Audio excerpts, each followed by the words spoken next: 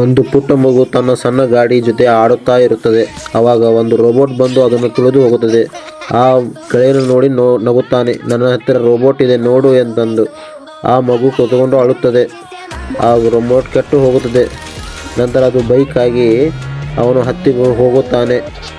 ಆಮೇಲೆ ಮನೆಗೆ ಬಂದು ಕಾರ್ ಗಾಡಿ ಕೊಡುತ್ತಾಳೆ ತಾಯಿ. ಅದನ್ನು ನೋಡಿ ಬೇಡ ಅಂತಂದು ಅಳುತ್ತಾಳೆ.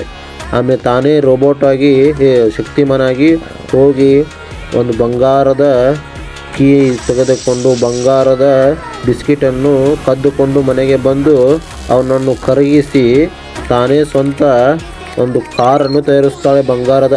ಆನಂತರ ಆ ಮಗುವಿಗೆ ಕೊಡುತ್ತಾಳೆ. ಆ ಮಗು ಖುಷಿಯಿಂದ ಆ ಗಾಡಿ ಡ್ರೈವ್ ಮಾಡಿಕೊಂಡು ಹೋಗಿ ಆ ಬೈಕ್ ಡ್ರೈವರ್ ಗೆಳೆಯನ ಮುಂದೆ ಹೋಗಿ ನಿಲ್ಲಿಸುತ್ತದೆ. ಅದು ರೋಬೋಟ್ ಆಗಿ ಆ ಗೆಳೆಯನನ್ನು ಬೈಕ್ ಮೇಲೆ ಕಾಲು ಇಟ್ಟು ತುಳಿದು ಹೊಡೆಯುತ್ತದೆ.